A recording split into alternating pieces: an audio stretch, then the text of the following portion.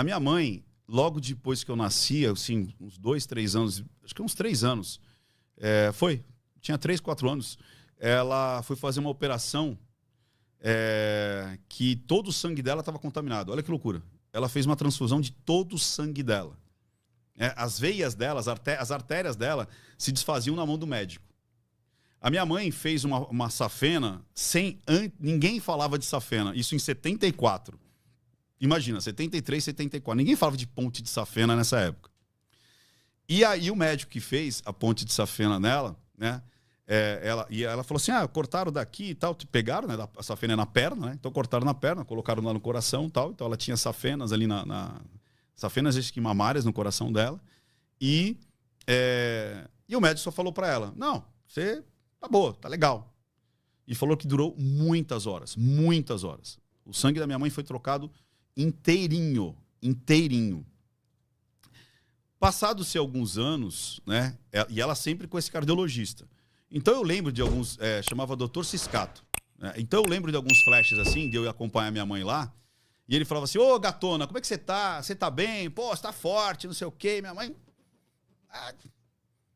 74. Guarda essa data. Aí, por volta de... Eu tinha, acho que já por volta de 20 anos. Então, por volta do ano 1990... Então, vamos lá. 74 para 1990. São 15 anos. 15 anos minha mãe se consultando com esse cara sempre falou assim, você tá bem, tá forte, pô, que é isso? Não, porque eu tô com papote. Não, tá nada, você tá forte, gatona. Sempre chamava de gatona. Ei, gatona, não sei o quê, pá. E minha mãe indo, né? Aí esse cara morre. O cardiologista dela morre. E aí, a secretária já estava incumbida de passar alguns pacientes para esse aluno, aquele aluno, que esses caras são professores da USP, da Escola Paulista de Medicina, passa para esse, passa para esse.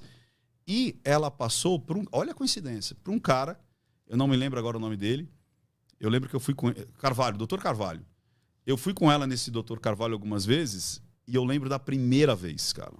Por que eu que levava ela, tal, né? E aí, o Dr. Carvalho, a gente não sabia, mas quando ele entra, a minha mãe entra na sala, ele pega a ficha, lê o nome da minha mãe e falou assim, você é a dona Zilda? Paciente do Dr. Ciscato? Ele falou, sou. A senhora tá viva? Eu falei assim, tô. Não, porque a gente não dava 2 anos de vida para a senhora. Eu fui assistente da operação que a senhora fez em 74. A senhora foi estudo de caso lá dentro da faculdade. Porque foi um caso muito, muito, muito sério. De infecção generalizada. Você trocou o seu sangue não sei quantas vezes. As suas veias estouravam, as artérias estouravam na mão do Dr. Ciscato. Você não tinha... Não era para a senhora viver. A senhora era para estar aqui. Como é que é isso aí? Olha que loucura. O Dr. Ciscato, cara, praticamente manteve minha mãe viva. Só aqui, ó. Uhum. Você tá bem? O que aconteceu com esse cara? Já deu um baque para ela. Não era para a senhora estar viva. Já começa daí. Então você vê que a crença, a regra, aquilo que minha mãe ouviu, que sustentava ela, começou a desmoronar. Cara, daí por diante, minha mãe entrou para ter labirintite. Minha mãe começou a ter problema depois num rim, depois não sei aonde, depois aquilo. Eu sei que daí então, cara, ela foi definhando, cara. Definhando. A senhora tem agora tal, não sei o quê. Aí ela sentia todos os sintomas. Minha mãe era muito psicossomática. Tudo que ela pensava, ela jogava no corpo dela. E ela começou a ficar muito doente, até que em 2000 e assim, e sempre fazendo cirurgia. E ela não tinha feito cirurgia nenhuma até então.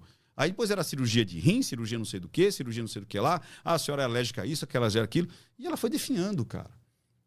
Então, olha o poder que você joga em cima de uma autoridade.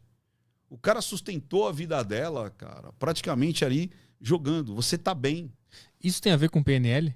Isso tem a ver não só com PNL, né? Porque o pessoal sustenta que PNL é o pensamento positivo. Não tem nada a ver. A PNL é um emaranhado de técnicas que juntou várias. É uma colcha de retalho. Ali tem Gestalt, ali tem constelação, ali tem hipnose, ali tem